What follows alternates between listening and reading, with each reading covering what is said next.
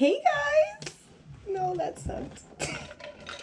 I haven't been on my YouTube channel in a year, so I'm a little rusty. So I'm gonna try that again. Hey guys.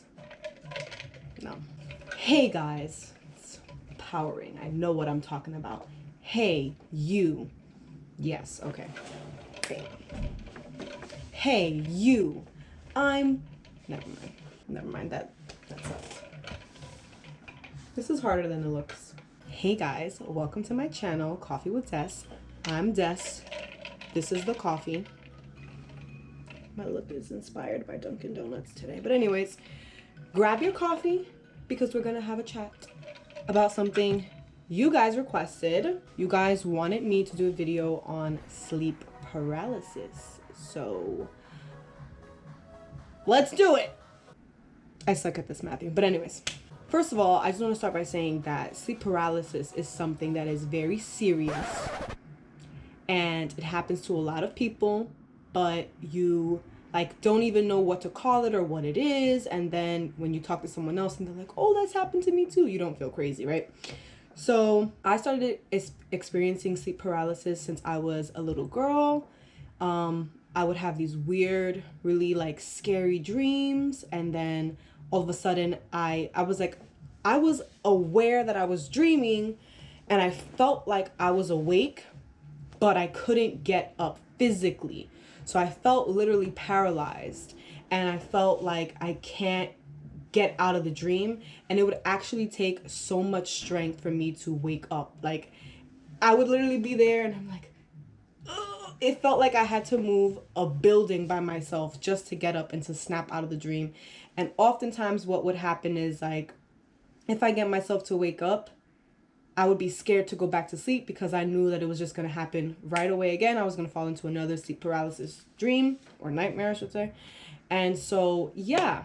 So I'm going to tell you guys how I overcame my sleep paralysis with a story time. A few summers ago, I think it was 2017, I moved in with my dad, his wife, and we had the entire summer together. It was a blast. During this time, I had been having sleep paralysis nightmares, on and off, but nothing too crazy, nothing too consistent. I was so used to it that I didn't really pay mind to it, and I didn't give it any importance, and I really wasn't aware of how serious it actually was. From day one of, let's say, the first day of summer, right?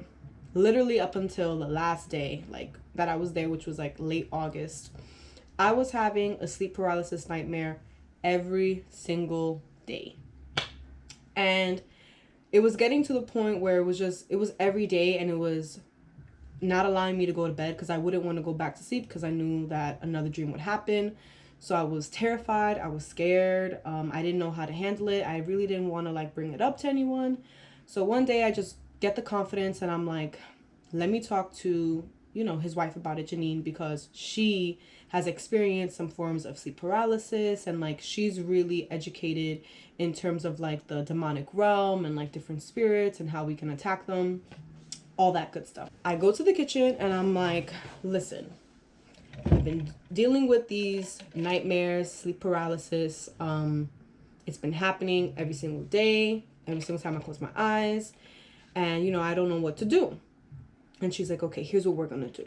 Number one, you want to pray, you want to try to, prepare yourself for bed, get comfortable, get calm, and when you go to sleep tonight, if it happens again, what you're going to do is you're going to start to rebuke and say in the name of Jesus, and just call out the name of Jesus and listen to some worship music. Try to set an atmosphere and just rebuke any evil attack. And I'm like, okay, I'm going to try to do that. The night comes, I prepare myself, I get ready, I take a nice warm shower, whatever. I do my skincare and I go to bed, and I'm dreading it because I'm like, it's like stepping into a fight. It's I already know what's about to go down when I hit the bed and I hit the pillow and I'm ready to close my eyes. This evil demonic spirit is gonna wake me up and start a fight with me that I really don't want to be in. So I prepared myself mentally for it and spiritually. I prayed about it. So bam, I go to bed. I'm like, in my head, I'm like, oh, maybe tonight it won't happen. Like, maybe I did enough work and they'll just leave me alone. Yeah, right. I went to bed. I had a nightmare that an evil, dark spirit was just chasing after me, like literally chasing after me. It had no face. It had weird form. It was like a ghostly form in a sense, but it was just darkness. And I tried to get out of it. I tried to wake myself up and I felt paralyzed. I felt fear automatically. And then I remembered, her advice, the word she gave me. And so I started to rebuke. I started to say, like, in the name of Jesus, you don't have power in the name of Jesus. You're not going to put fear in me.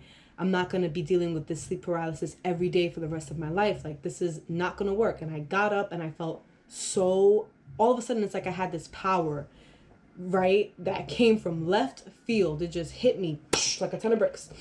And I felt empowered, and I got up and I began to actually like go around the room and start to, pray and intercede and call on Jesus. I was like, Lord, I'm fighting, I'm doing my part, but you know what?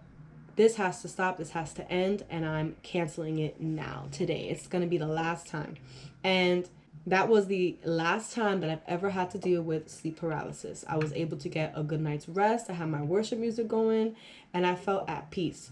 All this to say, right, because I've spoken to other people who are not Christian, that they also deal with sleep paralysis. And it's important to understand that sleep paralysis is not just a scientific thing, like, oh, this is just things that happen. This is literally a spiritual experience. But it's not the good kind of spiritual. It is the dark side of the spiritual world and realm. And yes, it exists. It's real. There is a kingdom of darkness. It exists. And the purpose of these, nightmares, sleep paralysis nightmares, is to literally paralyze you. Like, in the sense of making you feel like you're alone, scaring you, to just antagonize you, to try to take control of your body. And it's something that you really have to fight. The only way you can fight it is by praying, is by fasting, is by looking at it with your spiritual glasses on. Because if not, you're just going to keep having it. And it's also important to make sure you're like noting what type of dreams are you having, because there's purpose behind it, it's no coincidence, right? If you see certain people in the dream, or someone is like chasing you, or like you're in a certain place, you want to analyze that and ask God, like, what does this mean? Why do I keep having nightmares about this person? What are you trying to tell me? Because also God gives us insight through dreams, and he lets us know certain things, and he gives us warnings. So we don't want to just like pass by like, oh, that was just a coincidence, that really didn't mean anything, I probably my subconscious. But it's important to ask God, hey God, is this dream relevant? Is this a warning? What does it mean? What are the signs that you're trying to show me? And just try to get into like being able to take the dreams that you have, or the nightmares, and internalize them and really take out the full meaning of it. So yeah, I mean, if you're dealing with sleep paralysis, I hope that my story and what I did can help you no longer deal with it. I recommend that you say a prayer, that you call on the name of Jesus, and that you, put up a fight. Don't allow yourself to just succumb to it and submit like, okay, no. Put up a fight. Period. Okay. Until next time, you guys. What do you guys think about sleep paralysis? What are your experiences? What have you dealt with? Drop a comment. And also, should I do another video on specific sleep paralysis dreams I've had? What do you think? Should I talk about the different levels of demonic powers that we see that influence these situations and these experiences? Let me know. Also, side note, I'm in quarantine. I look so fancy because I'm doing this video for you, but that's really what it is.